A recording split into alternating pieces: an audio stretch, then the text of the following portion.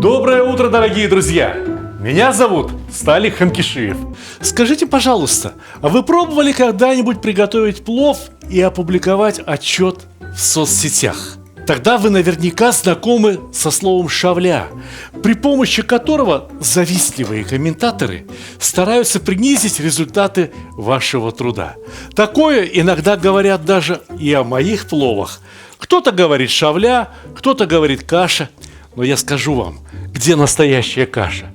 Настоящая каша в голове у тех, кто не понимает, что такое настоящая шавля. Я знаю, о чем говорю. Я жил рядом с городом Маргелан, где еще живы старые традиции, где люди умеют очень вкусно поесть. Уж поверьте мне. Но на весь Маргелан был всего один мастер по приготовлению шавли. Ну, в смысле, дома-то шавлю каждый мог приготовить. Но мастер-повар, которого стоило позвать на праздник, чтобы он приготовил шавлю, был один на весь город. Причем мне с ним встретиться ни разу не удалось. Сколько раз я к нему домой не приходил, он всегда был где-то занят. Потому что в Маргелане живут люди, которые знают, что хорошая шавля порой стоит 10 обычных пловов.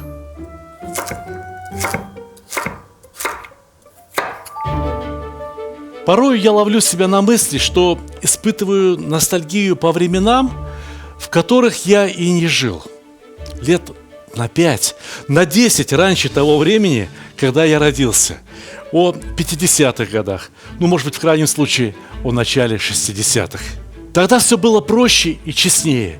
И музыка, и одежда, и отношения между людьми, и настроение к жизни. Вот даже вино и еда были тогда честнее и проще. Но с наступлением 60-х все начало исчезать просто на глазах. Все начало подмениваться модным.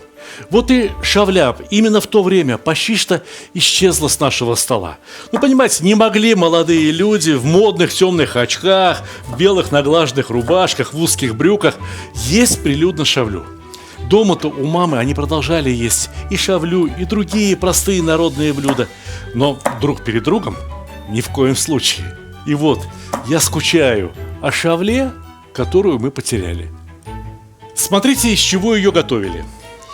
Выбор продуктов и их количество определялось ценой на эти продукты и их доступностью. Мясо – самое дорогое, что есть в шавле. Вот такому жирненькому, с прожилками, ароматному был бы любой рад. Но, к сожалению, мясо было не всегда, поэтому очень часто шавлю готовили вовсе без мяса. Я об этом точно знаю от старых людей. Лук, морковка росли на грядке, поэтому их клали побольше. И это именно в шавлю можно положить лука практически столько же, сколько моркови. Я беру грамм 600-700 лука.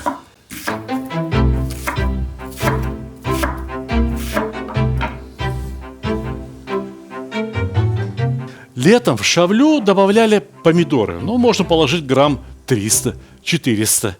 А зимой, когда помидоры были слишком дороги, либо их вообще не было, клали курагу. И очень часто готовили шавлю без мяса, но с курагой. Полусладкую шавлю. Масло было покупное, поэтому масло старались экономить. Брали его грамм 200, и это на большой казан шавли.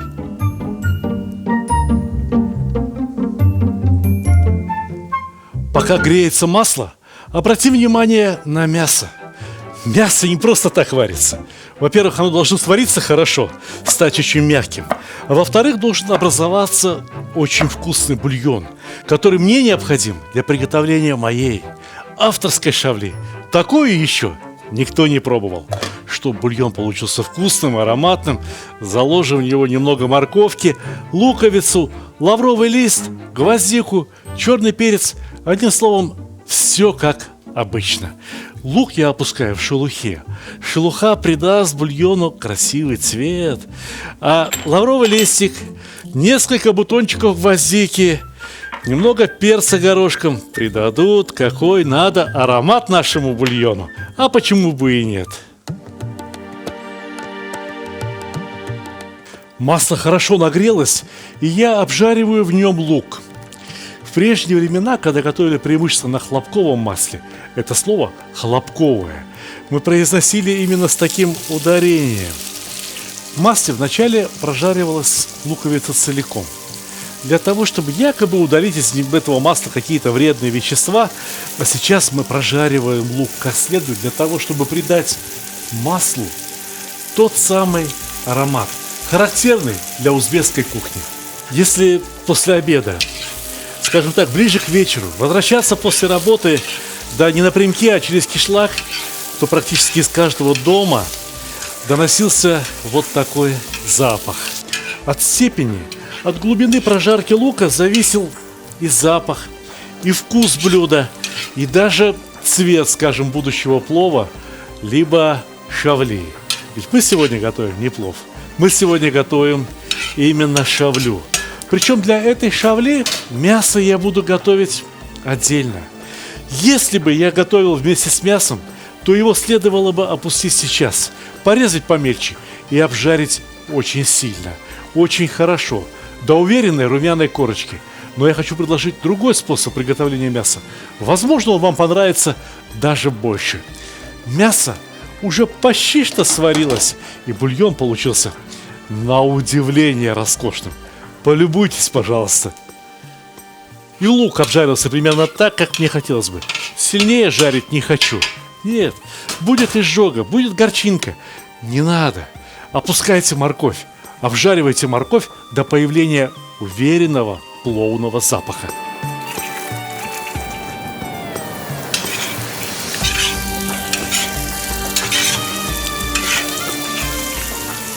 Однако мясо, которое практически сварилось в воде, необходимо вынуть и дать ему немного остыть. Знаете, мясо снаружи горячее, тепло еще проникает во внутренние слои, так что даже вот здесь, на подносе, оно будет продолжать готовиться. И неважно, готовите вы с мясом или без мяса, по моему методу.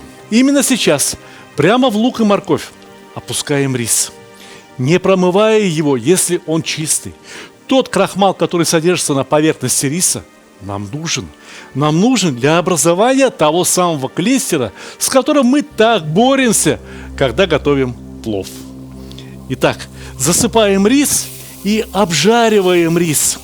Тот прием, который мне предлагают начинающие любители плова, они говорят: давайте обжарим рис сразу с самого начала с маслом, он получится рассыпчатым. Нет. Наоборот, если обжарить сухой еще рис с самого начала, он получается не рассыпчатым, а он дает ту самую клейкость, которая так необходима что в ризотто, что в шавле, которую мы сегодня с вами и готовим. Перемешиваем. Необходимо, чтобы каждая рисинка прогрелась, чтобы каждая рисинка покрылась слоем масла, очень ароматного масла, маслом, от которого уже пахнет жареным луком, жареной морковью, одним словом, пахнет пловом. Полюбуйтесь, каким полупрозрачным, очень красивым стал рис, и он начинает потрескивать. Самое время добавить какую-то жидкость.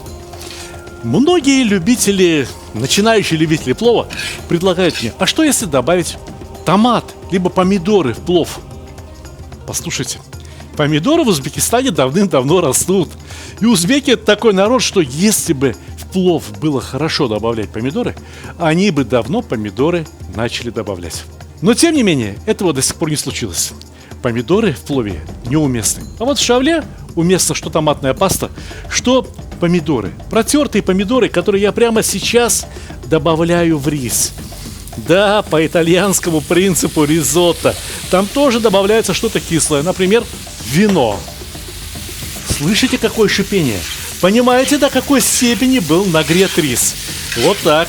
Перемешиваем очень активно, для того, чтобы помидоры вместе с рисом еще раз прожарились, для того, чтобы пошел запах не сырых, а уже почти что готовых помидоров.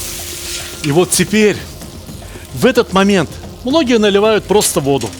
Можно воду, можно кипяток, можно холодную воду, неважно. А я хочу долить бульон. Я же знаю, что люди пишут. Все люди пишут: а нельзя ли в плов добавить бульон, ведь будет еще вкуснее. В плов не надо. Из-за бульона рис станет более клейким. А в шавлю можно. В шавлю я добавляю сразу, с самого начала, буквально 4 половничка бульона и перемешиваем. Не забываем перемешивать. От шавли отойти нельзя. Постоянно надо перемешивать. Огонь уже можно убавить. Пусть все побулькивает не спеша.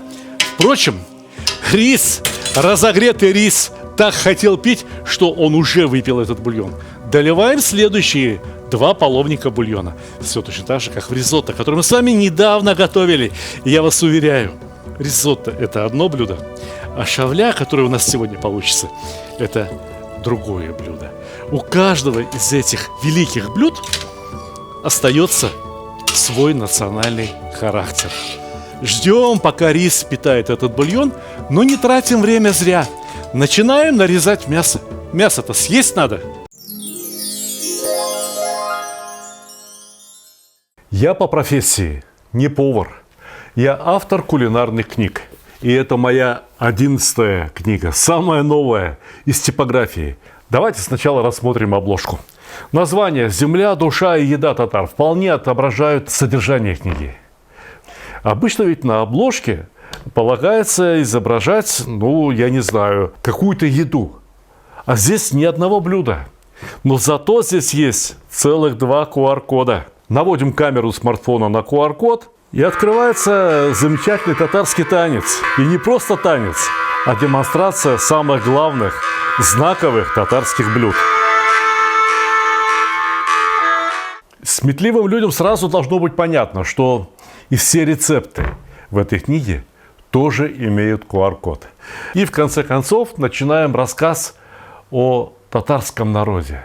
Женщина, которой 83 года, из них 70 лет она готовит одно и то же, только катык. Знаете, что такое катык? Вот прочитайте книгу, узнаете. Здесь есть блюда, которые уже начали забываться в татарском народе. Благосостояние народа выросло, и поэтому люди перестали готовить некоторые, очень простые блюда. Но, тем не менее, они очень вкусные. И забывать их нельзя ни в коем случае, потому что это достояние татарского народа. А тем временем мы готовили чахчак. Чахчак – это настолько знаковое блюдо, что чахчак пришлось готовить дважды. Потому что в Татарстане все готовят чахчак по-разному. И рассказываем о чахчаке, который дома приготовить, например, невозможно. Но это то, что следует привезти из Татарстана. Потому что, прочитав эту книгу, вы рано или поздно захотите посетить Татарстан. И у вас возникнут вопросы, а что привезти из Татарстана? В книге об этом рассказано. Если уж что-то непонятно, у вас всегда есть QR-код. Конечно, рецепты, книга, вообще говоря, должна прежде всего вдохновлять людей. Вдохновлять на приготовление этих блюд. Для этого требуются вот такие фотографии. Каждую ниточку скатерти, каждую крошку сахара видно на наших фотографиях. Полюбуйтесь, какая фотография. Аппетитно? Захотелось? В книге более 70 рецептов. Очень много рассказов о специалитетах. Мы ездили по всему Татарстану со съемочной группой, с киносъемочной группой. Снимали что-то там, что-то снимали вот здесь. Ко мне приезжали вот сюда, вот прям сюда ко мне приезжала, там знаменитая татарская кулинар, которую зовут Резида Хусаинова.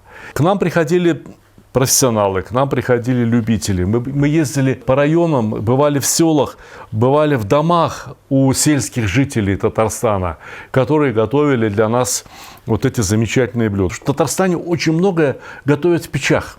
Точно так же, как вот в русской кухне. Абсолютно уверен, что эта книга понравится любому человеку, кому ее подарят. И эта книга станет украшением вашей домашней коллекции кулинарных книг. Она огромная по размерам, здесь 440 страниц. Бумагу мы выбрали самую лучшую, которую только возможно было вообще приобрести. Поторопитесь с заказами, дорогие друзья. Скоро новогодние праздники, да и дни рождения не кончаются.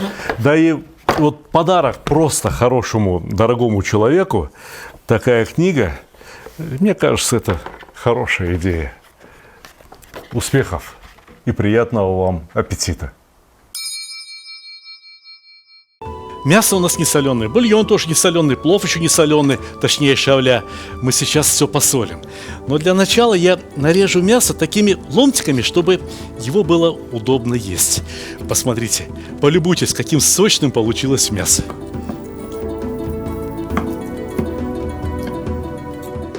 Это больше килограмма мяса. Чтобы это мясо было вкусным, необходимо взять чуть меньше столовой ложки соли, как минимум. Для того, чтобы это мясо сделать ароматным, понадобится стандартный набор приправ. Немного черного перца, немного зиры, немного кориандра. Все это необходимо перемешать и обсыпать этой смесью мясо, как панировкой. Пусть соль и специи пропитывают мясо, а нам нельзя забывать о шавле.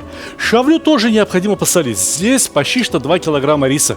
И я вам должен сказать, что на 2 килограмма риса понадобится 2 столовые ложки, даже с небольшими горками, для того, чтобы шавля получилась вкусной. Знаете, это еще не весь рис. Он еще увеличится в объеме. Он выпьет весь этот бульон. А бульона у нас здесь почти что 4 литра. Рис слеживается комками. Необходимо разбивать эти комки. Необходимо, чтобы каждая рисинка была погружена в бульон. Необходимо, чтобы рис не просто переварился, а для того, чтобы он разварился по поверхности, выделил наружу крахмал, но внутри остался довольно упругим. Примерно таким же, как в хорошем плове.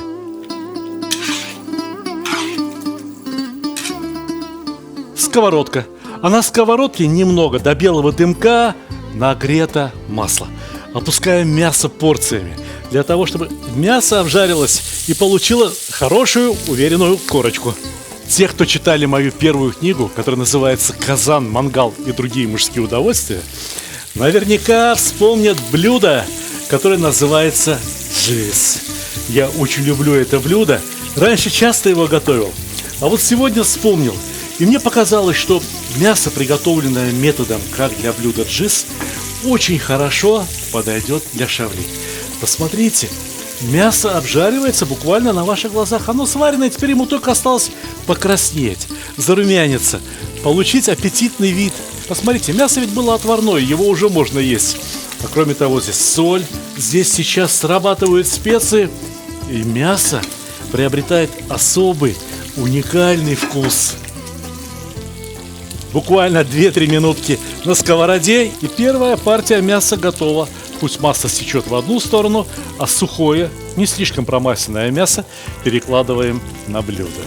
В начале этого сюжета я рассказывал вам о маргеланском мастере, который готовил уникальную шавлю, говоря, что он в шавлю добавлял печень, сердце, почки, одним словом, все внутренности.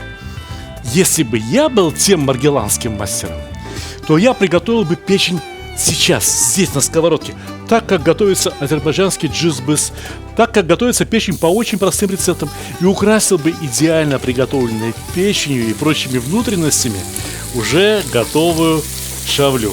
Пусть мясо обжаривается, а нам необходимо еще пару раз долить бульон в рис.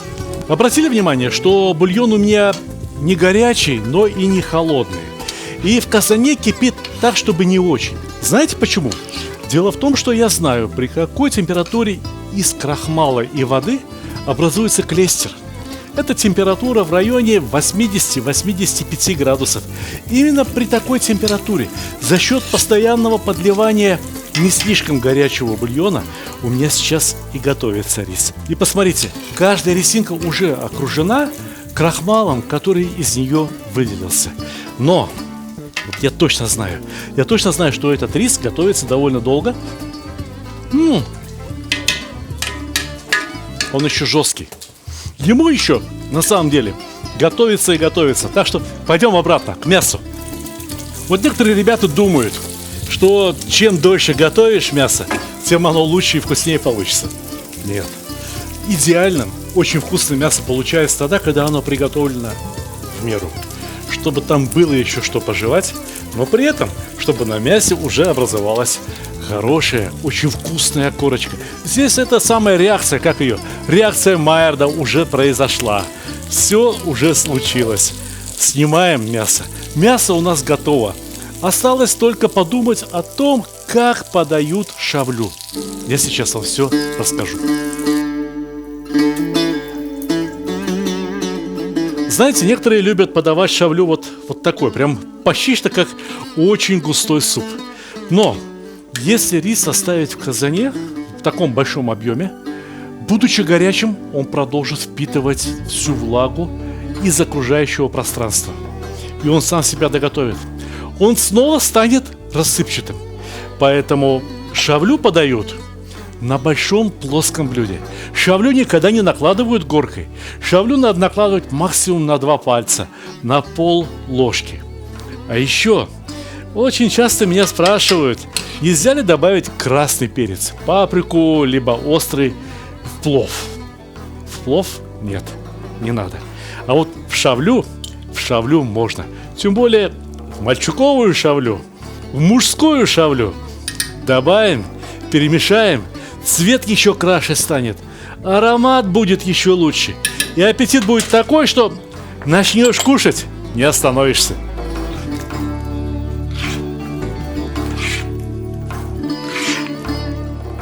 Знаете, что я вам советую? Запаситесь блюдами, запаситесь большими блюдами. Потому что вот такое большое блюдо – это на двоих. Я ведь уже говорил вам, что шавлю никогда не накладывают горкой. Шавлю всегда раскладывают тонким слоем. Надо, чтобы шавля скорее остыла. Ну, не совсем остыла, а остыла до той температуры, при которой рис перестает впитывать влагу. Чтобы шавля осталась шавлей. Чтобы шавля не превратилась в плохой плов. Если кто-то думает, что шавля – это испорченный плов, он сильно ошибается. Шавля – это старшая сестра плова.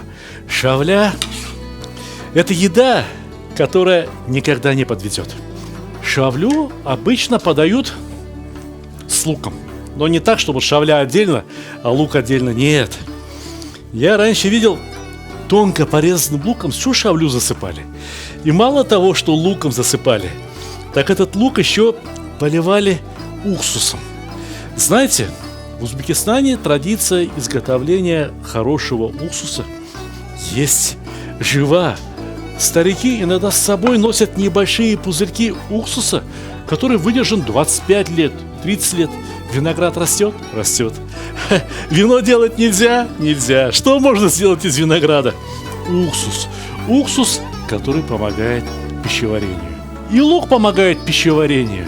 А шавля такое блюдо, которое едят обычно по много, потому что хорошая шавля сегодня это большая редкость. Дорогие мои, я от всей души желаю вам успешного освоения национальных, народных кухонь. Это наше достояние, это наше наследство, которое осталось от прежних времен.